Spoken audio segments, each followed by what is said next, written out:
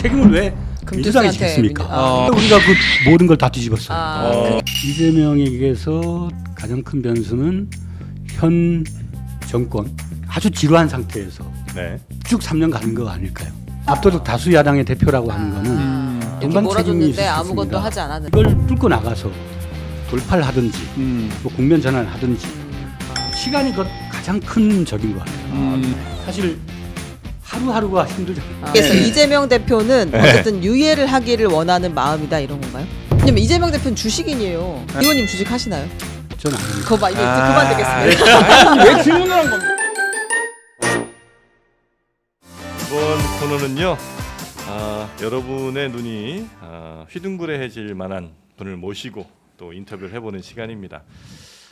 새로운 분을 저희가 참 많이 발굴을 한 것 같습니다. 저희 장르만 여의도에서 오늘도 이분의 매력을 마음껏 한번 발산해 볼 수 있는 시간을 저희가 한번 준비를 해봤습니다. 더불어민주당 김우영 의원님 나오셨습니다. 어서 오십시오. 예, 반갑습니다. 네, 반갑습니다. 인상이 이렇게 온화하고 이렇게 착한 얼굴이 참 쉽지 않거든요. 이렇게 착할 수 있을까요? 그럴 것 같진 않은데요. 아니야, 너무 착해 진짜. 우리가 무슨 얘기를 해도 다 받아주실 거예요. 받아주신다고 저는 듣고 왔어요. 그래요? 네. 우리 최은경 기자. 네, 안녕하십니까. 오늘 활약이 굉장히 기대됩니다. 그런가요? 네. 이제 시작부터 그럼 우리 워낙 인상이 좋으시니까 윤 대통령이나 이재명 대표 한번 하고 갈까요? 아니 오늘 국군의 날이지 않습니까? 좋아하죠, 북한이 도발을 하면은 저희는 가만히 있지 않습니다. 이거 봐, 너무 좋아하죠. 오늘 제가 제 팬이에요. 오늘 제가 한마디 하지 않았습니까? 총평 좀 해주시죠. 국군의 날. 큐. 아니 대통령께서는 뭐 군대도 안 갔다 오신 분이 아니 미필이라고 너무 박절하게. 쟤도 안 갔어요. 저도 안 갔다 왔습니다. 이상민도 안 갔어요. 최상병 문제나 좀 해결해달라. 네. 보셨어요? 아침에 오늘 뭐 열병식도 하고 그랬는데. TV 여기 와서 봤습니다. 그러셨어요? 네. 비행기 날리고 있던데. 네, 화려했습니다 오늘 아침에. 그때 너무 좋으셨구나. 제가 공군 출신입니다. 에어포스. 몇 기세요? 방위 출신입니다. 공군도 방위가 따로 있어요? 네. 출퇴근 방위. 필승 한번 해보세요. 여기는 지금 공군 방위. 어디 쪽에 계셨을까요? 강릉 비행장. 강릉 비행장. 네네네. 저는 병 503기입니다. 네, 자운대 쪽에 있었습니다. 네, 공군입니다. 필승입니다. 필승. 네, 고맙습니다. 자, 우리 김우영 의원님. 제 분위기가 주로 김우영 의원님을 이제 혹시 모르시는 분들도 대다수 아니겠습니까? 네, 그렇다면 나는 어떤 의원이다, 나는 어떤 사람이다는 거 짧게 한번 좀 소개를 좀 부탁드리면 어떨까요? 여기가 상암동이잖아요. 예. 옆에 은평구라고 있습니다. 은평구 제가 살았습니다. 네. 북한산 아래. 네. 은평구청장을 8년 했습니다. 은평구청장 언제요? 2010년에서 2018년. 은평구 그때 살았습니다. 저를 안 찍었나 봅니다. 구청장이 누군지도 모를 정도로 평성대였나 봐요. 그때가 뭐였지? 네. 그때 구청장 하셨고. 북한산에 그 진관사가 있고. 네, 진관사. 저 욕천동 살았습니다. 한옥마을 있잖아요. 네, 한옥마을 있죠. 그 한옥마을 만든 사람이 접니다. 그래요? 한옥마을을 만드셨어요? 네. 한옥마을을 만들었다는 건 어떤 거예요? 거기를 한옥마을로 만들자 이렇게 얘기한 다음에 거기가 입주시키는 이제 거예요? 은평 뉴타운에 네. 그 단독주택 지구로 남아 있었어요. 네. 그걸 제가 이제 구청장을 취임을 해가지고 네. 산미치고 또 진관사라는 전통 사찰도 위에 있고. 그러니까 기왕 단독주택을 할 거면은 네. 한옥으로 갑시다. 좋아서 제가 서울시장을 설득을 해가지고 네. 한옥 부지로 변경을 해서. 거기 굉장히 예뻐요. 거기 실제로 근데 사람들이 살고 있는 살죠. 거예요? 네, 지금 살고 있습니다. 저 네. 몇 번 갔는데 그 편의점이 한옥 안에 들어 있어요. 맞아, 묘한 맞아. 그 느낌이 네. 있더라고요. 마치 그 스타벅스가 한옥에 있는 거랑 것처럼 비슷하게. GS25 뭐 이런 게. 그래서 은평 주민이 하나 그 민원 질문 하나 넣었는데요. GTX가 여기를 지나가게 되나요? 네, GTX 연신내 네. GTX-A가 연신내역에. 그건 섭니다. 언제? 그것까지 어떻게 네, 지금 물어보더라고. 네, 이제 지금 그 정부가 네. 공식적으로 그 사업을 추진하고 있습니다. 근데 이제 제가 선거 때 공약을 내세운 게 지금 은평구 뭐 구파발이나 뭐 통일로에서 녹번 지나가는 게 너무 오래 걸리고 여기 막혀요. 진짜 교통이 최고 문제예요. 네, 지금. 그래서 원래 그 대통령 선거 때 우리 대통령님께서 신분당선 서북권 연장 공약을 했었어요. 근데 그거를 정부가 들어온 다음에 네. 백지화시켰습니다. 그러니까 은평 주민들의 양해 없이. 네. 그래서 참 안타까운 일이지만은 그래도 교통 문제를 해결해야 되기 때문에 GTX-A 연신내역과 은평 뉴타운을 연결하는 그 새로운 대안 노선을 제가 공략을 했어요. 그 GTX-A면 강남으로 가는 거죠? 그렇죠. 네. X자로 이렇게 크게 GTX가 가니까. 근데 그 거기를 다 안 지나가가지고 이제 대안 노선을 그러니까 이제 원래 신분당선 연장선은 은평 뉴타운을 거쳐서 네네. 종로를 거쳐서 이제 강남으로 가는 그 노선인데 그걸 정부가 폐기를 했기 때문에 대신 이제 연신내 GTX-A 역에서 우리 그 진관동으로 가는 뉴타운으로 가는 지선을 연결하자. 네네네. 그 공약을 제시를 했고 현재 국토부 서울시랑 협의 중에 있습니다. 네, 이후에는 예 안녕하세요 문재인이고요. 아 눈이 커지셨어요. 아니 그건 안 감아서 해가지고 자 우리 그 김 의원 저랑 같이 일했던 거 왜 빼먹습니까? 지금 막 가자는 거지요. 검찰 때문에 화났는데 그것도 좀 설명해 주세요. 문재인 대통령과 아주 또 비서관 오래 했어요. 아주 친하게 지내셨군요. 1년간 비서관을 했었어요. 네. 얼마 전에는 이재명 대표 등 당 네. 지도부하고 네. 평산마을에 가서 찾아뵙죠. 됐었습니다. 네. 지금은 이재명 대표와 매우 또 가까운 상황이죠. 거기 이제 정무실장이니까요. 실장. 네. 정무 비서 역할을 하고 있습니다. 약간 해바라기과라고 봐도 되겠습니까? 권력만 쫓아다닌다. 권력이 있는 사람들이 잘 알아본다. 좋아한다. 이렇게 그러니까 생각해요. 뭐 문재인 대통령 때도 네. 제가 문재인 대통령을 도와드렸죠. 네. 친문이었다가 2012년 대선 실패하고 네. 그때 이제 야인 생활 하실 때 네. 서울의 구청장들이 네.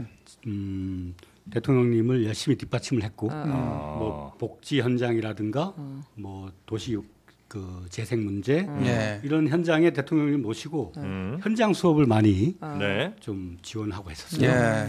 그리고 그 당시에 같은 기초 단체장이 네. 이재명 성남시장이었어요. 예. 그래서 우리가 이제 뭐 주민 참여 방식의 예산 편성, 또 도시 재생, 뭐 사회적 경제 네. 이런 새로운 실험적 혁신을 많이 추진했었죠. 그러면서 이재명 시장하고도 이제 신분이 금융 취약계층에 대한 복지 사업이라든가 주빌리 은행이 네, 있었을 주빌리 은행 때. 아시죠? 네. 그런 걸 같이 하면서 생각보다 이 사람이 상당히 그 실용적이고 네. 혁신적인 마인드를 갖고 있구나. 어. 그걸 제일 빨리 포착을 했어요, 제가. 그럼 바로 저로 가야겠다 이재명에게. 그리고 이제 문재인 시대 다음은 이재명 시대가 올 올 거다. 것이다. 두 분이 스타일이 좀 다르잖아요. 그렇죠. 한 분은 상당히 절제적이고 또 약간의 선비적인 스타일이고 네. 온건하시고 예. 그렇게 하면 이재명은 모난 돌과 같잖아요. 돌파력이 있고. 모난돌. 어. 그래서 저는 모난 돌이 정 맞는다. 이게 노무현 대통령이 하신 말씀이지 않습니까? 네. 근데 모난 돌이 정 맞는 게 아니고 그게 네. 옛날부터 네. 있던 얘기 아니에요? 옛날에 석기 시대 때는 네. 예. 모난 돌이 정이 되었어요. 그렇잖아요. 네. 정이 되어서 뗏석기. 네. 다른 돌을 깼잖아요. 우리 돌도끼. 석기 시대까지 갑니까? 대한민국이 빗살무늬 톡에 하나 이 꽂아주세요. 네. 불평등의 장벽이 너무 세요. 네. 세계적으로도 예, 예, 극단적인 나라고. 네, 그- 네. 이 불평등의 장벽을 깨려면 네. 캐릭터가 좀 강하고 뭐 뭐가 낮더라도 네. 들이박아야 된다. 아. 그 이재명이 딱이다. 네. 라고 생각했죠. 예. 아니 그러니까 어떤 불평등이 우리나라 제일 심합니까? 우리 판단하시기에는 일단은 자산의 불평등, 자산 불평등. 뭐 부동산 분야만 보더라도 그렇고 예. 청년들이 집을 못 사잖아요. 네. 그리고 취업의 문의 묻혀 있고 네. 뭐 또 금융 쪽 좀 전문가 비슷한 네, 분이시 전문가. 같습니다. 네. 얼모스트. 전문가 좀 비슷한? 좋습니다. 해봐요 한번. 네. 그러니까 우리나라는 네. 월급을 열심히 일해가지고 월급 타서 네. 그걸로 저축하고 돈 벌고 해야 되는데 네. 그 비생산적 분야에 투자를 하고 사실 투자가 아니라 투기죠. 그래서 부동산 분야나 불로소득 분야에서 네. 너무도 많은 자산을 키우고 그것이 이제 젊은이들이나 또 개척하고자 하는 기업인들 네. 한테는 기회를 앗아가는 거죠. 그런 측면에서 기회의 불평등 국가이기도 하고 네. 자산의 불평등이다. 이렇게 이제 차이가 나는 건 사실 이제 현상인 거고, 그럼 이제 요거를 바꾸고 싶으신 거잖아요. 그렇죠. 뭘로 어떻게 바꾸실 거예요? 이재명 대표를 통해서 바꾸고 싶으신 그러니까 것 같은데. 일반적으로는 뭐 세금이라든지 뭐 이런 걸 통해서 자산이 많은 사람 혹은 소득이 높은 사람 것을 더 많이 가져오고 자산이 좀 없거나 좀 소득이 낮은 사람들에게 부를 이전시키는 이게 이제 생각하면 가장 심플하긴 한데 일반적으로 이재명을 지지하는 사람들이 쓰는 표현이 억강부약이라는 표현을 씁니다. 네. 강한 자를 억제하고 약자를 부양시키는 거죠. 근데 저는 거기에다가 좀 더 좀 생각을 조금 달리해서 부강부약해야 된다. 그러니까 우리나라가 과학기술 분야, 특히 국민이 이제 머리가 좋고 창의력이 있기 때문에 과학기술 분야에서 혁신을 좀 과감하게 투자를 하고 혁신적 실험 국가가 돼야 된다. 뭐 인공지능이나 신재생 에너지나 그런 분야에서 혁신적 실험 국가를 통해서 세계에 있어서 초격차를 만들고 그러면서 경제적 부를 창출하고 거기에 따른 부를 기본소득이나 이런 방식으로 고르게 우리의 청년들이나 어르신들이 기본적인 삶을 누릴 수 있도록 그렇게 하자. 그런 게 제가 생각하는 제가 가장 싫어하는 그 얘기를 아주 정확하게 해주시는 것 같아요. 전형입니까? 오늘 논쟁 들어가면 저도 쉴까요? 2분만 시간 주세요. 2분. 자, 우리나라 인공지능 최고 강국으로 만들고 우리나라 방산 요즘 분위기 좋습니다. 세계 최고 수준이에요. 가장 크게 만들고 조선 반도체 모든 산업 우리나라 전 세계 1등으로 만들어서 거기서 나오는 부를 어려운 분들께 조금 주기만 하더라도 얼마나 우리나라 아름답게 가겠습니까? 이거는 말 그대로 신데렐라 동화에 나오는 얘기죠. 유토피아. 이거 그렇게 안 하고 싶은 나라가 어디 있겠어요? 다 하고 싶지. 정치는 불가능의 예술입니다. 이걸 그렇게 간다고? 불가능을 가능하게 만드는 걸로 간다고? 가능성만을 제시를 하고 효율성만을 따지면 그 사회는 기계적이거나 위축될 수밖에 없어요. 그러니까 꿈을 가져야 되고 불가능에 도전해야 됩니다. 제가 그럼 원래 이 얘기 원래 정치인 나오실 때 안 하는데 한번 하겠습니다. 지옥은 누가 만드는지 압니까? 악마가 만드는 게 아니에요. 천국을 약속하는 사람들이 지옥을 만듭니다. 왜 그러냐? 다 좋은 얘기, 다 누구에게나 꿀 같은 얘기를 하죠. 그래서 그 사람에게 뭔가를 의지하죠. 그러나 그 사람들이 그걸 만들 수 있느냐? 못 만들어요. 결국 그러면서 그 문제들은 점점 심각해져 가고 왜냐하면 그 현실 문제를 외면하고 자꾸 좋은 얘기들만 하니까. 전제가 세상을 바라볼 때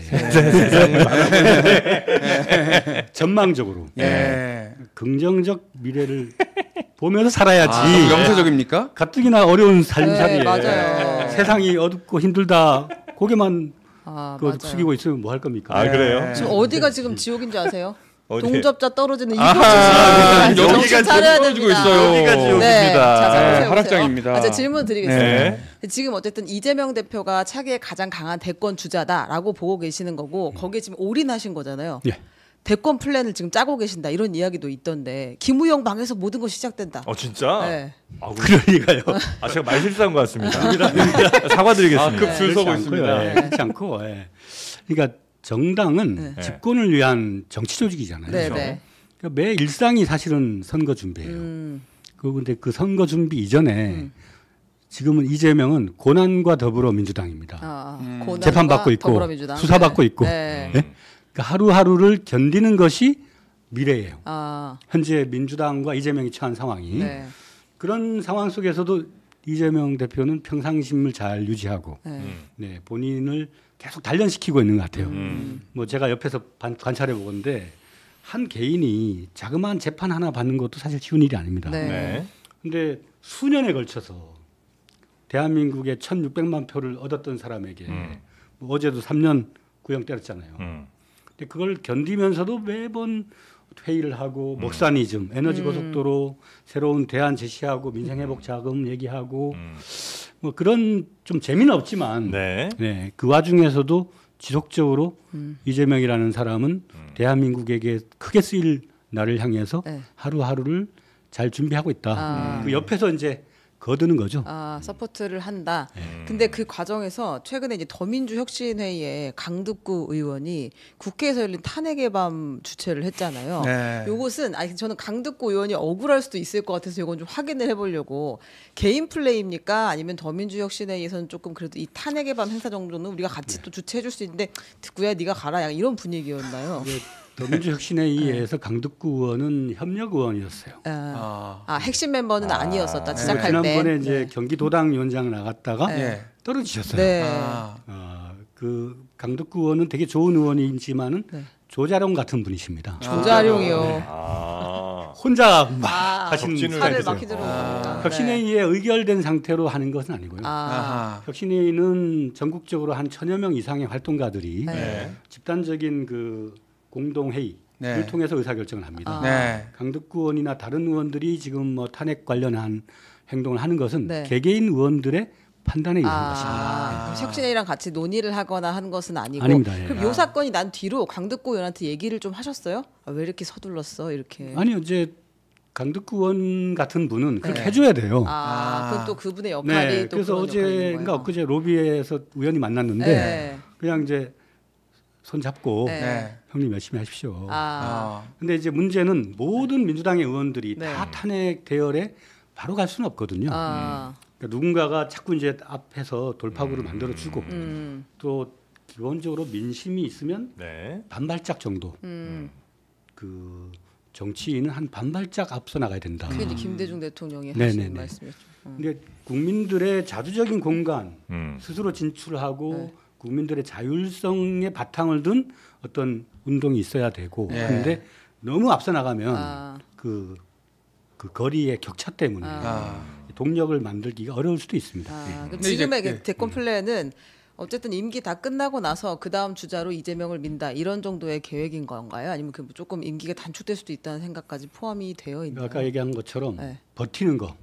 지금은 검찰 독재, 정치적 보복, 재판, 연금, 법정 연금이잖아요. 그런 상태에서 잘 버티고 또 윤석열 정권이 국민에게 약속한 모든 대부분의 약속이 다 파기가 되고 선출되지 않은 권력이라고 할 수 있는 김건희 여사가 국정에 개입을 하거나 농단을 하거나 이런 행위들을 야당으로서 강력히 견제 비판하고 바로잡는 데 모든 역량을 투입하는 것이죠. 그것이 전략이지 뭐 따로 무슨 대단한 전략팀을 가동한다거나 그러진 않습니다. 강득구 의원 입장에서는 아니 우리가 뭐 심심해서 문학의 밤 하자는 것도 아니고 탄핵의 밤으로 우리가 대열에 앞장서서 나가자는 건데 왜 이렇게 우리를 좀 이렇게 못마땅하게 생각하는 거지? 왜 이렇게 저 민주당에서는 좀 간을 보는 것 같지? 약간 그러니까 당에서 당내에서 그렇게 보일 수도 있잖아요. 당에서 이뻐하시는 것 같은데 지금 우리 의원님은 근데 좀 악수만 좀 해주시고 손만 잡아주시는 느낌 이렇게 들 수도 있을 것 같아서 멀리서 응원해 주시는 거죠. 그러니까 탄핵은 입법부가 갖고 있는 그 행정 권력이 권한을 남용하고 불법과 그 헌법 위반을 했을 때 강력하게 그걸 견제할 수 있는 수단이기 때문에 그 자체를 뭐 배관시할 필요가 없습니다. 그러나 헌정이 중단된다는 측면에서 국가적인 큰 이제 손실이 될 수도 있기 때문에 국민적인 여론을 잘 모으는 것이 핵심이죠. 그리고 그 주장은 얼마든지 할 수 있습니다. 그 민의의 전당에서는 그 국민들의 뭐 절대 다수는 아니지만 또 상당한 국민들이 탄핵에 심정적 동조를 하고 있거든요. 그 일부를 대변하는 것이 뭐 큰 잘못이겠습니까? 그러니까 이 정부는 그 탄핵을 주장하는 사람들을 비난할 게 아니라 탄핵 받지 않을 행동을 하면 돼요. 대통령 여사에 대해서 그 법의 영역 바깥에서 초법적인 권한을 누리게 하지 말고 국민의 한 사람으로서 엄정한 수사와 조사를 받고 또 죄를 졌으면 그 죄 값을 치르도록 하는 것이 그게 뭐가 문제입니까? 그러니까 그런 주장을 함에도 불구하고 계속 억누르고 거부권 행사하고 그러니까 더 적극적인 행동파가 나서는 거죠. 이런 정도 마음이신 것 같아. 그러니까 누가 이렇게 선물 갖고 오면 아유 이런 걸 왜 갖고 와? 나 자꾸 이러면 화낼 거야 진짜. 하지만 이게 화낸다는 얘기는 아니잖아요. 그러니까 대략 그 강득구 의원이 이렇게 하는 거, 그렇게 국회에서까지 하는 거는 좀 아니잖아. 근데 속마음은 이렇게 뿌듯한 거지. 맞습니까? 우리 이재명 대표는 성남시장 시절에 그 촛불에 나가서 연설로 떴잖아요. 본인이 이 역동적인 그 민심의 변화의 한 가운데 서본 사람이기 때문에 당내 의원들이 다양하게 자기의 어떤 주관과 판단에 의거해서 정치적 행동하는 것 자체를 얽매거나 그 하지 못하게 하거나 할 이유가 없는 거죠. 다만 그건 당론을 정할 때는 전체 민심, 당원들의 여론, 또 전반적인 주객관적 정세 그걸 따져가면서 고도의 정치 전략적 판단은 별도의 몫인 거죠. 네, 어제 검찰이 이재명 대표의 위증교사 혐의에 대해서 3년을 징역 3년을 구형을 했잖아요. 이건 예상했던 것보다는 훨씬 더 중형을 구형한 것인데 이 당에서는 어떻게 생각을 하고 있나요, 이걸? 요거 예상은 하셨어요? 요 정도 할 거다? 그럴 거라고 생각하셨어요. 검찰이 이성을 상실했기 때문에. 이성을 잃었다. 그러니까 비이성적 충동 상태예요. 그러니까 무조건 잡아놓고 넣을 때까지 한다. 수십 번 압수수색으로 모자라서. 또 자기네들 대통령과 연관된 그런 비리나 부패 또 국정농단 이런 거는 무조건 거부권으로 방어를 하고 심지어는 뭐 충암파 충암고등학교가 우리 은평구에 있습니다. 네 맞습니다. 맞아요. 제가 아주 그 충암고등학교 동문들하고 친하거든요. 야구 명문이죠. 네. 근데 그 대통령님이나 또 뭐 거기에 김용현 국방부 장관, 그다음에 무슨 방첩사령관이나. 또 이상민 또 행안부 장관이나 그런 분들이 충암고 체육대회나 행사에 온 적을 못 봤어요. 그냥 별도로 자기들만의 그 권력 카르텔을 만들어 가지고 충암고 체육대회도 안 오면서 그렇죠. 우리 충암이 자랑스럽게 생각하는 게 바둑하고 야구거든요.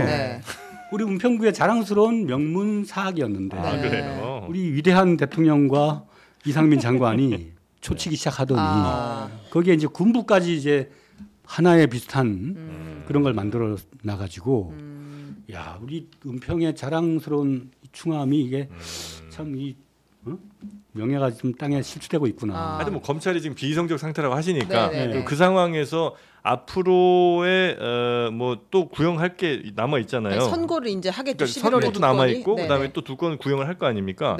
이 상황에 대해서 대비를 하셔야 되잖아요. 예를 들어 물론 이제 당위로서 민주당의 입장에서 당위로서는 당연히 이건 무죄 나와야 된다. 혹은 무죄 나올 것이다라는 기대는 할 수 있지만 그렇지 않은 상황에 대해서 대비 안 하고 있다가 뭔가 일이 터지면 큰일 나는 거 아닙니까? 그렇지 않을 가능성도 아예 없는 건 아닐 테니까. 그럼 그런 상황에 대해서 대비는 뭘 하고 계세요? 아까 얘기했듯이 고난과 더불어.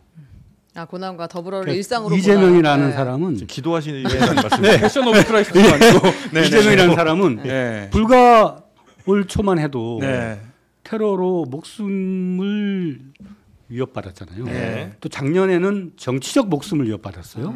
체포동의안 가결 사태로 여러 번의 이제 죽고 사는 과정을 통해서 그 현재까지 왔고 또 앞으로도 뭐 물론 국민적 요구와 시대적 요청에 따라서 대통령이 될 수 있을지 없을지는 모르겠지만 그 목표 자체 내가 대통령 자리에 앉겠다라는 그 의지만 갖고 있는 게 아니에요. 그러니까 현재 이 순간에 내가 해야 할 일이 뭔가 거기에 깊이 주목하고 집중하는 사람입니다. 그렇기 때문에 자 이게 뭐 사법 리스크 때문에 혹여나 유죄 뭐 선거에 나올 수 없는 그런 상황이 된다면 어떻게 해야 되지? 그러면 제2, 제3의 플랜을 뭘 할까? 누구를 내세울까? 그런 생각 안 합니다. 당은 할 수 있잖아요. 이재명 대표는 이제 본인의 입장을 생각하는 거지만 당을 하나의 당원들의 그 집합체, 당원들의 생각이 집중된 하나의 정치적 조직체로 본다면 당원들의 절대 다수는 절대로 이재명이라는 희망의 싹을 저들이 사법적인 옥죄임 또 불법적인 증거 조작 그런 걸로 만들려고 하지만 못 만든다. 절대 그럴 리가 없다. 예를 들면 이재명 사법 리스크는 대선 때부터 또 그 대선 이전에는 경기지사 시절에 또 성남시장 시절에 계속 십수년 동안 누적되어 온 거예요. 근데 거기 보면 어떠한 사적 이익을 추구한 바가 없어요. 뭐 배임이나 뭐 검찰이 많은 걸 걸고 있지만 이 사람이 누군가를 만나가지고 불법적인 정치 자금을 수수를 해서 뭐 그 대장동 같은 경우도 뭐 저수지에 몇백억을 이재명 그분 이름으로 적립을 해놨다. 그게 언론의 프레임이었고 검찰이 흘린 정보 아니었습니까? 근데 그게 완전히 100% 허구와 상상에 의한 사실이라는 게 드러나고 있잖아요. 네.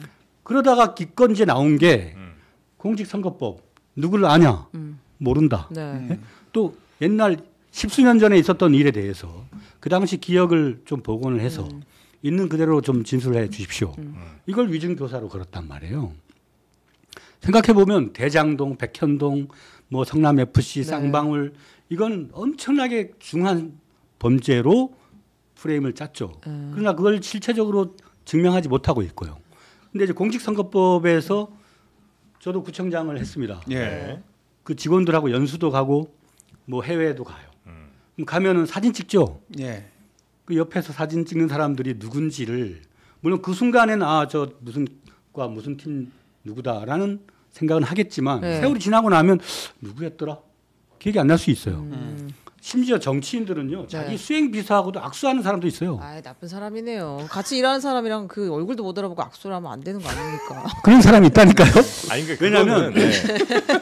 이게 정치인들은 수많은 사람들 속에 있고 네. 또 대인 공포증 같은 것을 갖고 있는 사람도 있어요. 네. 얼굴에 이제 그 안면인식 장애가 있는 사람도 있어요. 그거는 이제 뭐 법정에서 당연히 뭐 인식과 기억은 처벌할 수 있는 영역이 아닌가. 그러니까 무죄라고 이제 확신을 하고 계시는 그렇죠. 것 같은데 그게 이제 우리의 판단이 아니라 법원의 판단이 또 다를 수가 있으니까. 우리 그 이번에 이제 방심이 뭐 방송 뭐 JTBC도 여러 법정 제재를 받은 바가 있습니다.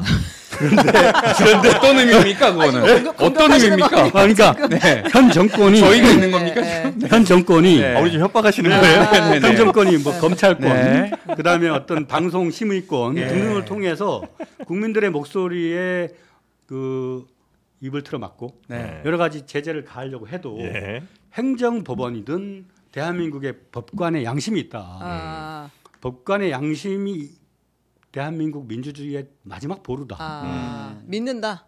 믿지 않고서 우리나라가 어떻게 법치국가일 수 있겠습니까? 1심, 2심, 3심까지 가면 어떤 방식으로든 무죄가 나올 것이다. 지금 이렇게 보고 계시는 거예요? 그렇습니다. 그러니까 그거는 나의 당연히 해야 될 어떤 뭐 기대라든 나의 뭐 소원이든 나의 뭐 이 사회가 가야 될 정의다라고 생각하실 수 있을 것 같아요. 저도. 그러나 예를 들어 북한이 쳐들어오면 안 된다는 거는 당연하죠. 우리는 막아야 되는 건 당연하죠. 그러니까 북한이 안 쳐들어올 거라고 생각하고 우리가 방어를 안 할 수는 없는 거잖아요. 마찬가지로 이재명 대표가 당연히 그래서는 안 된다고 생각하실 수는 당연히 있지만 그 가능성에 대해서도 완전히 배제하는 거는 매우 그러니까 그게 전략이라면 또 뭐 그럴 수는 있겠습니다만 그러니까 가능성 자체를 우리는 안 세우고 목숨 걸고 배수의 진을 친다. 이거는 뭐 전략일 수 있겠어요. 근데 그 전략이라면 조금 위험한 것 같고 당에서는 적어도 그러니까 이 당이 오로지 이재명 대표만을 위한 게 아니라면 당은 어쨌든 계속 되어야 될 거 아닙니까? 그 사이에 DJ도 뭐 저 문재인 대통령도 노무현 대통령도 있었듯이 설령 이재명 대표가 아니라도 민주당은 계속해서 수권 정당으로서 역할을 하셔야 될 거 아니에요. 당연하죠. 예, 그러니 그럴 가능성에 대비해서 어떠한 전략을 세우는 것은 너무나 좀 당연해 보이는데 그것 세우지 않는 것조차가 전략이다. 그 전략을 세우고 수립하고 있다는 사실 자체가 이재명 리스크를 인정하는 것처럼 볼 수 있다. 예를 들면 그러니까 그게 전략이면 저는 뭐 그럴 수는 있을 거라 생각해요. 뭐 자기 예언적 실현이라는 말도 있잖아요. 그러니까 우리는 지금 그 왜 이재명을 윤석열 대통령이 그 대통령께서 말이지 성대모사하는 좀 말이지 그 수사권을 가지고 그 공갈하고 하면 그게 깡패지 그게 검사입니까? 본인이 얘기해놓고 특검을 거부한 자가 그 자가 범인이라고. 성대모사를 지금 말씀하시는 것 같아요. 그러니까 좀 비겁한 것 같아요. 정적이 지금 국군의 날입니다. 정적이 말이지 1,600만 표를 얻은 정적이 그러면 국민의 절반의 대표잖아요. 그러면 적어도 비례의 원칙. 예를 들면 정치적 중립을 100% 하지는 않더라도 예를 들면 여당의 대통령과 그 여사와 여당과 관련된 이런저런 정치적 문제에 대해서 뭐 건드린 게 있나요? 뭐 명품백이네 뭐니 어떤 것도 그냥 다 노타치. 근데 야당과 관련된 거는 10만 원짜리 법인카드에서부터 뭐 수천억의 그 배임까지 뭐 대장동에서. 근데 저는 언론인들이나 이런 분들한테 꼭 말하고 싶은 게 있어요. 제가 은평 한옥마을 아까 얘기했잖아요. 한옥마을을 SH공사가 분양을 했습니다. 근데 그 나중에 분양하고 땅을 산 사람들이 집을 졌어요. 그리고 10수년이 흘렀습니다. 거기에서 150필지에서 초과 이익이 얼마 난지 아세요? 모릅니다. 3천억이 났어요. 아, 진짜 대단하네요. 150필지에서 네. 그 몇 세대 정도? 한 필지당 20억이 올랐어요. 그러니까 몇 가구 정도가 되죠, 그러면? 150가구. 150가구밖에 안 되는데 네. 3천억이 올랐다고요? 20억이 올랐어요. 그럼 거의 뭐 1,000만 원 주고 샀다가 그러니까 20, 보세요. 1,000만 원 된 우리 것 대한민국은 네. 자유시장 경제 국가예요. 네, 네. 시장 경제 국가에서 시장의 메커니즘은 네. 누구도 계획하거나 예측할 수 없어요. 네. 그렇잖아요. 네. 뭐 수요 공급에 따르든 뭐 심리적인 요인에 따르든 부동산이 그렇게 뛰었습니다. 네. 부동산이 폭등한 것이 누구의 정책적 의지나 의도대로 되는 거 아닙니까? 아니면 시장 메커니즘입니까? 이 은평구청장 한옥마을 게이트 한번 파봐야 되겠는데. 파보세요. 그러니까 뭐 광교라든가 특검으로 갑니까? 지난 20년 동안에 대한민국이 공적으로 토지를 조성을 해서 분양해서 개발한 무슨 광교 네, 지구니 무슨 지구니 그 대부분의 지구에서 수조 원의 초과 이익이 났습니다. 네, 네. 그걸 대부분은 다 그 민간 자율 영역이기 때문에 네. 그냥 거기에 맡겨놨어요. 그 분양받고 투자한 사람들은 고스란히 거기에 이윤을 가져갔습니다. 그게 대한민국 시장 경제의 메커니즘이에요. 네. 그거를 법으로 처벌하겠다는 것이 현 검찰입니다. 지금 말씀하신 건 대장동, 백현동 이거 이야기를 하시는 다 거죠? 마찬가지예요. 예. 그런 것들을 어떻게 법으로 처벌하려고 하느냐. 그러니까 오히려 취지로 말씀을 하시는 우리 건데. 대한민국은 그 시장 경제 국가고 네네. 또 시장에서의 민간 초과 이윤이 창출 가능한 국가입니다. 네. 공산주의 국가가 아니에요. 네네. 심지어 중국도 스타트업이나 벤처기업이 돈 벌면 그 돈을 환수하지 않습니다. 네. 근데 이 대장동에 대한 현 검찰의 혐의는 뭐냐? 네. 왜 환수를 적게 했냐는 거예요. 그래서 그 시에다가 손해를 끼쳤다 지금 이 취지라는 그렇죠. 거예요. 네네. 만약에 대장동에서 유죄가 난다면 네. 우리 그 윤석열 대통령님 네. 국가 인허가권자로서 다양한 개발 사업에 대해 인허가 하잖아요. 네. 인허가 하면 반드시 개발 이익이라는 게 발생합니다. 그 개발 이익을 발생한 걸 환수하지 않았으면 윤석열 대통령도 감옥 가야 되는 겁니다. 요 주장까지는 네. 제가 이해를 하고 네. 그 쌍방울 불법 대북 송금 사건 요 수사한 박상용 검사 탄핵 청문회 박상용. 네. 청문회에 이제 그러니까 어쨌든 여기 있는 핵심 증인들이 지금 다 안 나온다는 거잖아요. 민주당은 검사 탄핵을 계속 진행을 하고 있는 거고 청문회가 됐든 뭐 있을 때 계속 안 나오는 거고 핵심 증인들이 근데 이 방향으로 계속 가게 되면 뭔가 좀 실효성 있는 뭐 대안이 나올 수 있을까요? 계속 그냥 비슷하게 맹탕 청문회가 되는 게 아닐까. 범죄적 어떤 그 문제가 있는 사람들은 그 현장을 피하죠. 어제 청문회에 유일임 안 나오는 게 네네. 어제 유림 증인도 안 나왔죠. 과방위에. 네네. 뭐 저기 검사 탄핵 그 관련자도 안 나옵니다. 지난번에 안 나왔고. 네네. 안 나온다고 해서 길이 없는 게 아니에요. 어제 유희림 그 과방위에 증인 안 나왔지만은 뭐 주변인들 또 그 소위 말해서 청부 민원 제기한 자들 불러다가 계속 우리가 공격했어요. 그 과정에서 새로운 사실들도 등장합니다. 안 나와서 변론권을 행사 안 하면 자기 변론을 포기한 거예요. 그러니까 검사 탄핵은 불가능한 일을 하는 게 아닙니다. 검사가 무소불위의 권력을 갖고 있잖아요. 그다음에 수사권, 기소권 갖고 있고. 그러면 과도한 권력은 권한을 남용할 가능성이 있지 않습니까? 그걸 입법부가 견제하라고 갖고 있는 게 탄핵 권한이에요. 탄핵을 발의를 하면 법사위에 해부를 해서 그 탄핵 대상에 대해서 조사할 수 있습니다. 그 조사 중에 하나가 청문이에요. 조사 과정에서 이런 오해를 받고 있는데 사실이 아니다라는 걸 해명을 하면 돼요. 해명을 하지 않고 변론을 포기하는 행위는 자신의 잘못을 기정사실화하는 효과가 있습니다. 그러니까 우리가 맹탕이고 안 나오면 재미없겠네라고 볼 수도 있겠지만 그 자들이 구린 게 있기 때문에 안 나온다고 볼 수도 있는 거거든요. 그러니까 민주당의 전략은 계속해서 그럼 어쨌든 탄핵도 추진하고 과정에서 청문회를 하면서 뭔가 문제가 있다는 점을 노출시키겠다 이런 그렇죠. 전략을 지금 갖고 있는 거예요. 쌍방울 관련 김성태 네네. 뭐 그자의 증언을 조작하고 이화영 평화부지사 그분에 대해서 여러 가지 뭐 딸에 대해서도 언급하고 어제 뭐 녹취록이 나왔잖아요. 그 심각하게 그 사람에게 중대한 범죄를 더 가중시켜서 그 사람의 정치적 삶 또 미래의 인생 자체를 괴멸시킬 수도 있다. 그렇기 때문에 이재명이 그 스마트팜 대북 송금 시켰다고 해라. 그렇게 증언을 조작했다라는 얘기를 이화영 씨가 하고 있지 않습니까? 네. 그 사건의 내용을 증명해야 할 책임이 법사위에 있는 거죠. 네. 근데 이제 요거는 그냥 요 움직임들을 보면서 잠깐 드는 생각인데 검사들이 뭐 대부분 안 그러리라 생각합니다만 그래도 수사 중에 있어서 수사 받는 사람들, 그러니까 뭐 꼭 정치인 말고요. 뭐 저희나 뭐 수사 받는 사람들에 대해서 되게 우리는 무섭잖아요. 검사가 막 되게 강압적으로 한다든지 뭐 인권을 좀 침해하는데도 불구하고 이런 건 뭐 언론 보도 하나도 안 되고 그냥 다 묻힐 거 아닙니까? 이런 것들에 대해서는 정치권에서도 별로 조사하거나 알아볼 생각이 없고 정치권 관련된 사건 수사하는 검사들에 대해서는 뭘 잘못하면 너네 탄핵시킨다 이런 거를 좀 보면 와 확실히 힘이 좀 있어야 되나 하는 생각이 좀 아쉬움은 좀 듭니다. 절대 권력은 절대 부패하고 네. 권한을 과잉 남용하게 돼 있습니다. 그래서 싸우는 것 같지만 네. 그러니까 입법부와 행정 권력이 부딪히면 네. 시끄럽고 싸우는 것 같지만 예. 이득은 누가 갖느냐? 국민이 갖습니다. 국민들의 입장에서 봤을 때 네. 국민의 수사 받는 사람도 국민이기 때문에 네.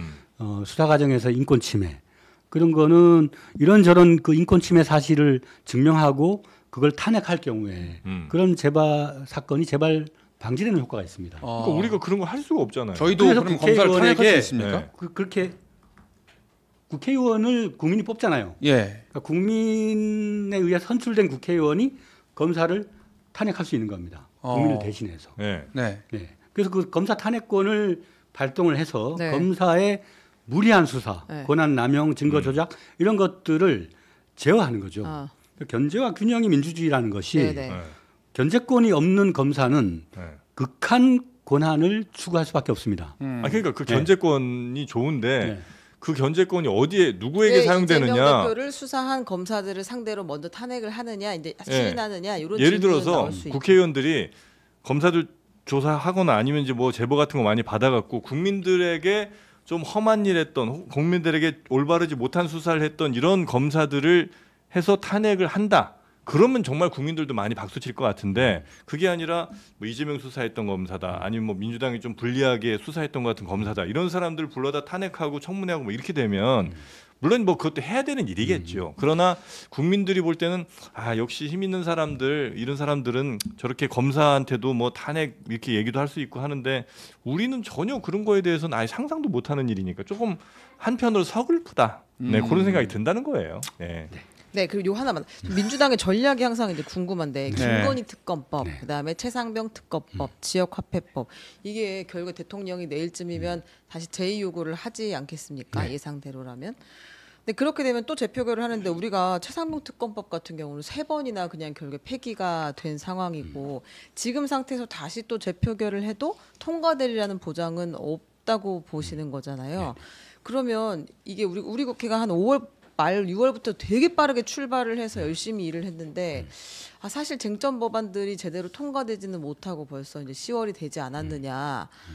좀 다른 전략이 필요한 시점 아닐까요? 다른 전략은 양심 보수. 보수 중에서 적응적 보수. 네.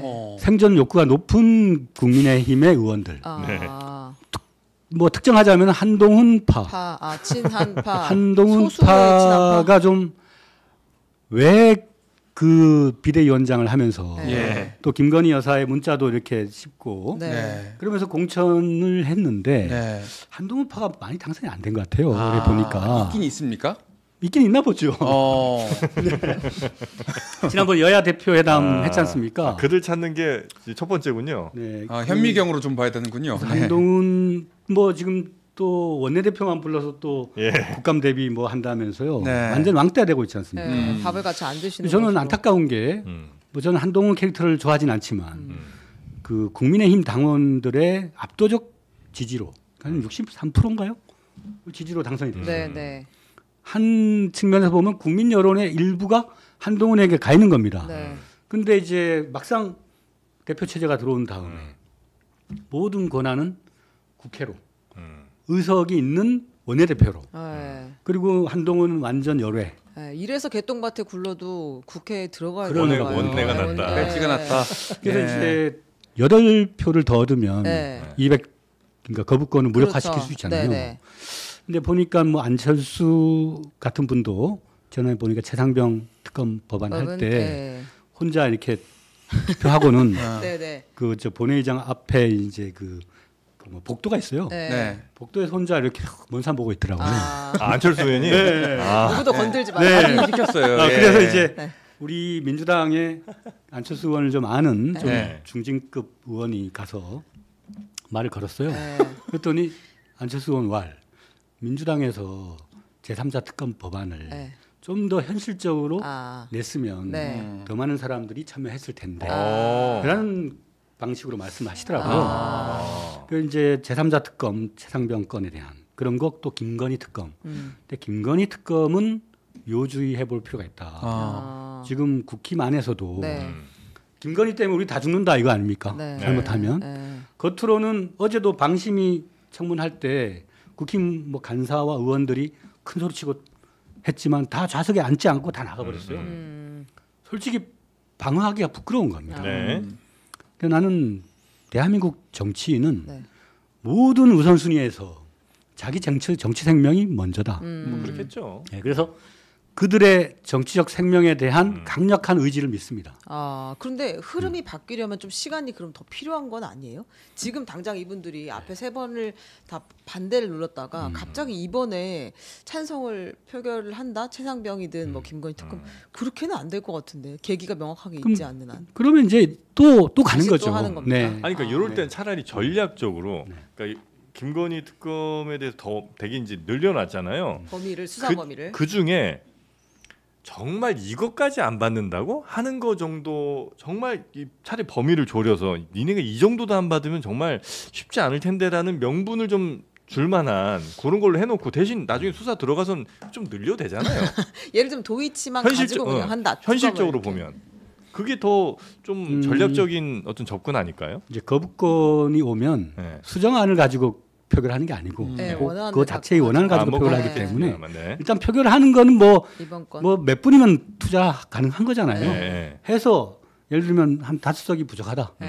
그러면 그 나머지 추가 5명을 얻으려면 어떤 식으로 수정을 할까 좀 대화를 해가지고 야 너네들 이번에 요것만 하자. 너네도 살려면 그러니까 주가 조작은 사실 우리 시장 경제의 암적 요소 아닙니까? 그리고 이번에 JTBC가 특종을 했죠. 네, 계속 하고 있습니다. 그것만 가지고도 한번 해보자. 그렇죠. 네, 우리 시장 경제 대한민국의 그 헌정 질서의 기본이 그런데 이것만이라도 하자. 그렇게 뭐 교섭을 할 수 있겠죠. 그렇죠. 그게 다음 스텝이 될 수 있다. 다양한 가능성을 열어놓고 있는 거죠. 그렇게 하고 나중에 이제 막상 수사 들어가서 조금 더 이게 할 수 있잖아요. 근데 제가 원내 정책 전략을 짠다고 하면 그냥 의원들을 해외를 보내겠어요. 그러니까 국민의힘 의원 한 3명, 민주당 의원 한 3명 이런 식으로 몇 팀을 보내버려. 그래서 아예 정족수를 낮춰가지고 그냥 해버려. 본회의를 기습으로 잡아가지고. 그러니까 하려면 저는 뭐 이 정도의 뭔가 이게 꼼수라고는 할 수 있겠지만 진짜 통과시키려면 생각을 좀 해야 될 것 같은데 그냥 이 사람들 판단에 뭐 기댄다. 국힘 의원들이 뭐 오늘 국군의 날처럼 가서 대통령님 가시는데 집단으로 행사를 하고 있다. 그때 잽싸게 열어버려? 의장이 날치기를 해가지고 이때다. 아니 왜냐면 옛날에는 본회의 안 한다고 했다가 갑자기 열어가지고 막 밖에서 문 닫고 표결하고 아주 옛날에 뭐 이런 적도 있었어요. 옛날에 그 노동법 날치기 뭐 이런 거였는데 그렇게 해서는 안 되죠 우리는. 뭐 그렇긴 합니다. 정도로 걷겠다. 그렇게 이야기했습니다. 혹시 이재명 대통령 가는 길에 가장 큰 걸림돌은 뭡니까? 이재명 대표가 대통령으로 가는 길에 가장 큰 걸림돌이라고 만약에 한다면 사법 리스크예요? 사법 리스크는 이제 그냥 항상 있는 변수고 이재명에게서 가장 큰 변수다. 그러니까 지금 내세우고 있는 게 먹사니즘, 뭐 에너지 고속도로 그런 걸 내세우고 있는데 이재명에게서 가장 큰 변수는 현 정권이 아주 지루한 상태에서 쭉 3년 가는 거 아닐까요? 역동성이 없이 그냥 정권이 그게 왜 계속 힘을 내는 거예요? 지금 현재 거의 현 정권을 부정하는 세력이 70%, 지지율도 20%대 떨어져 있고 역대 최악의 지지율을 기록하고 있는데 이렇다는 얘기는 국민의 불만이 엄청 응축돼 있는 거잖아요. 이대로 가면 당선 가능성은 매우 높아지는 거예요. 그런데 이게 3년을 가면 이 지루한 일상이 반복되고 경제적으로 골목 경제, 기업 경제 붕괴되고 이 상황이 쭉 가면 동반 책임론 압도적 다수 야당의 대표라고 하는 거는 동반 책임이 있을 수 있습니다. 아무것도 하지 않았느냐 국회가. 네. 그래서 지금 국민들은 현 정권에 대한 사실상의 부정, 심리적 탄핵이라고 표현하죠. 그렇게 있으면 이걸 뚫고 나가서 돌파를 하든지 뭐 국면 전환을 하든지 뭔가 결절점이 있어야 되는데 그런 것 없이 지루하게 그냥 세월만 가는 게 시간이 가장 큰 적인 것 같아요. 그래. 차라리 지금 예를 들어 대선 한다 이러면 이제 자신이 있는데 한 3년 동안 이 상황 쭉 이어지면 어떻게 될지 모르겠다. 사실 하루하루가 힘들잖아요. 그래 이재명 대표 근데 많이 힘들어 보이긴 하더라고요. 어제 보니까 어제는 진짜 화가 많이 난 것 같은 표정이었어요. 기자들을 만났을 때 법정 갔을 때도 그렇고 좀 그 긴 시간 동안의 결심 공판이 쉽지 않았던 것 같다는 생각도 조금 들고 뭐 그랬는데 하나 마지막 질문 하나만 해도 됩니까? 그래서 마지막으로. 민주당은 금투세를 어떻게 하겠다는 거예요? 금투세? 금투세? 네. 아니 자꾸 지금 이제 먹사니즘과 대동세상과 억강부약을 얘기하시니까 지금 가장 핵심이 된 이 밀생 쟁점이 돼버린 금투세는 어떻게 되는 겁니까? 그 우리 금융 전문가께서 아니 전문가 비슷한 사람이라면서요. 여기는 당원도 아니니까요. 네. 금투세를 이제 시행하자는 쪽과 뭐 유예하자는 쪽, 또 뭐 국힘은 이제 폐지하자는 쪽. 근데 민주당은 디베이트를 했어요. 네. 그래서 이제 잘 모르던 용어들도 막 나오고 인버스 투자 그 한 방에 그냥 블랙홀이 돼버렸습니다. 아주 날아가 버렸죠. 네. 근데 지금 증권 투자하시는 분들 이런 분들은 엄청나게 그 디스카운트된 시장에서 수익률도 적고 그런 상황에서 되게 이제 위축돼 있는 것 같아요. 심적으로. 반면에 이제 부동산 영역은 과잉 투자돼 있고 대한민국 토건 국가처럼 지금 가고 있잖아요. 맞아요. 그런 측면에서 돈의 순환이 자본주의 경제인데 이게 돈이 순환이 잘 안 되고 편중돼 있다. 그런 문제 의식은 저는 맞는 것 같습니다. 그런 측면에서 증시를 좀 더 끌어올리자, 활성화시키자. 주식 투자해본 사람들은 그 애환을 안다. 이게 이재명 대표의 현재 심정이에요. 그런데 이제 민주당의 또 다수 의원들은 그 뭐 금투세를 도입을 하면 뭐 시장도 투명화되고 또 뭐 소득이 있는 곳에 세금 먹는 건 당연한 거니까 이런 논리였는데 그런 거는 다분히 교과서적인 측면이 강하다. 그래서 좀 더 우리는 현실 적응적이고 또 특히나 이게 불황과 여러 가지 경기 침체 이런 국면에서 결론 좀 빨리 좀 얘기해. 그래서 정답은 얘기했어요. 이재명 대표는 어쨌든 유예를 하기를 원하는 마음이다 이런 건가요? 왜냐면 이재명 대표는 주식인이에요. 주식 많이 하셨죠. 근데 이제 의원님 주식 하시나요? 저는 안 합니다. 그거 이제 그만 듣겠습니다. 왜 질문을 한 겁니까? 제가 말하는 논리는 아시겠죠. 그러니까 이재명 대표는 이제 유예를 하든 폐지를 하든 그러고 싶은 생각이 지금 강하게 있는 것 같긴 한데. 이제 당에서 많은 의원들은 또 반대하시고. 근데 이제 인버스의 그 역효과 때문에 국면이 상당 부분 바뀌었습니다. 큰일 나셨네 그거.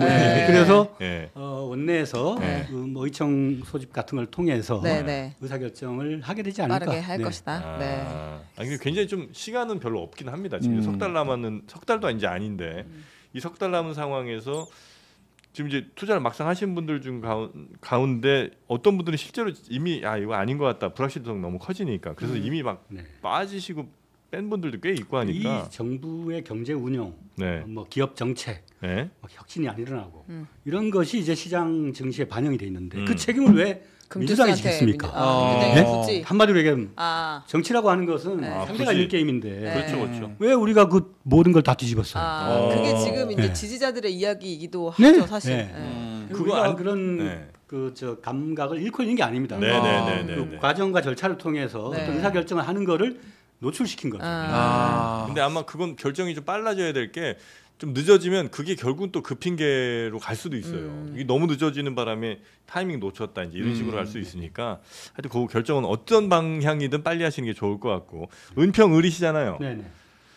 또 출연하셨으니까 은평을 뭐 자랑이 됐든 아니면 뭐 이슈가 됐든 뭐 하나 맛집이 됐든 하나 말씀하시고 가시죠. 그 은평 뉴타운 아까 한옥마을 얘기했죠. 기자촌이라고 있습니다. 기자촌. 기자들이 과거에 살았던 동네. 거기를 이제 재개발하면서 헐어냈는데 네. 거기에 조만간에 국립한국문학관이 들어옵니다. 한국문학관. 한국문학관. 네. 뭐 윤동주, 정지용, 네. 뭐 각종 우리 근현대사의 한국인들이 그 문학적인 그 예술성 이런 것들이 총 결집될 수 있는 곳이 이제 은평의 기자촌이 될 겁니다. 하늘을 우러러 한 점 붙어놓기를. 네.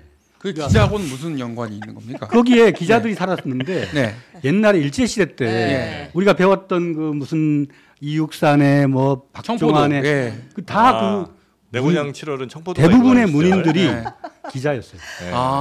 기자 출신 문인들이 많죠. 네. 거기에 기자촌이라고 하는데 그 기자들은 글 쓰는 직업이고 또 다른 글 쓰는 영역이 시인들이고 작가들이잖아요. 근데 그런 사람들이 이제 재조명되는 거고 한국이 이런 자본주의의 극치를 달리지만 K-팝, K-문화, 한국은 문화의 능력으로 사실은 그 경제를 지탱하는 나라예요. 그렇죠? 그래서 그 문화를 꽃피우는 은평, 역사와 문화와 자연이 조화를 이루는 기자촌. 거기를 주목해 주시면. 기자촌이요. 거기 이제 또 굉장히 역점을 두고 추진하셨던 사업인 모양이군요. 어떻게 아시나요? 그렇지 않고 가 없지. 그쪽에 한국 문학관이 생겨난다. 언제 생겨납니까? 준공 언제예요? 개관. 올해 5월에 착공했습니다. 그래 한 3년 2년 걸려 2년. 2년 이상 걸려요. 멀었네요. 그 은평이 진짜 맛있는 집이 나중에 어디요? 뭔데요? 그러니까 산 뒤쪽이었는데 그냥 1인당 15,000원인데 그 쌈밥 같이 해가지고 거의 뭐 조미료 안 쓰고 두부면 나물이 그래 한번 가겠습니다. 그 일석삼조 버섯 매운탕도 맛있습니다. 그렇습니까? 버섯 매운탕 좋습니다. 북한산 아래 토담집이라고 있어요. 토담집 좋습니다. 은평을 아니 좀 넘어가면 그 서울흥 쪽에 또 맛집 많습니다. 서울은 은평 붙어 있는. 서울흥이 이제 주로 은평하고 경계인데 주차가 좀 원활해서 너무 좋죠. 그 은평 사람들이 서울흥으로 많이 가서 뭐 갈비도 먹고 카페도 엄청 큰 것도 많고 그렇습니다. 좋습니다. 네, 하여튼 은평 대단합니다. 제가 살았어요 역촌동에. 언제까지 살았어요? 제가요. 2016년 7년 그쯤까지 살았죠. 은평 마을 사람의 일원으로 은평 누리 축제라든가 주민 참여 예산제라든가 그런데 참석을 하셨어야 되는데 거기 너무 방송에 바쁘시다 보니까 그 천변도 이렇게 산책도 많이 하고 불광천도 불광천에 그리고 저 단독주택 있었거든요. 거기서 애도 둘렀습니다. 잘했습니다. 다시 돌아오세요. 자연의 힘으로 다시 가요. 다시 오세요. 이상민 선생님은 어디 사십니까? 저요? 네. 전 다음에 밝히겠습니다. 김포 도망갔어요. 김포로. 우리 동네로 오시오. 은평 좋아. 은평 좋아요. 은평구가 진짜 잘합니다. 진짜 좋아. 왜냐면 아빠랑 딸 막 이런 프로그램들 해가지고 1박 2일 캠프 보내놓으면 엄마가 하루 쉬고 이런 거 많습니다. 그래요? 가족 행사 많고. 자, 오늘은 더불어민주당 김우영 의원과 함께 지금 민주당 앞으로 이재명 대통령 만들기 어떻게 할 건지 뭐 이런 얘기도 좀 여쭤봤고요. 검찰에 관한 이야기도 좀 여쭤봤습니다. 오늘 고생 많으셨고 혹시 뭐 불편하신 거 있으셨을까요? 증권 전문가 사자도 아니고 비슷합니다. 뭐 이제 정확한 팩트니까 뭐라고는 안 하겠습니다. 하여튼 오늘 함께해 주셔서 대단히 감사하고요. 다음 기회에 또 뵙도록 하겠습니다. 감사합니다. 고맙습니다. 최윤경 기자, 이상민 크리에이터도 고생 많으셨고요. 저희는 이번 주 말씀드렸죠. 화요일과 목요일이 누군가는 뭐 휴일이라고 하는데요. 저희는 쉬지 않습니다. 네, 굉장히 기쁘시죠? 예, 맞습니다. 네, 이상민 크리에이터도 다행입니다. 네, 신납니다. 네, 어금니 꽉 깨물었습니다. 자, 여러분도 기쁜 마음으로 내일 오전 11시 다시 찾아뵙도록 하겠습니다. 함께해 주신 여러분 고맙습니다. 감사합니다. 감사합니다.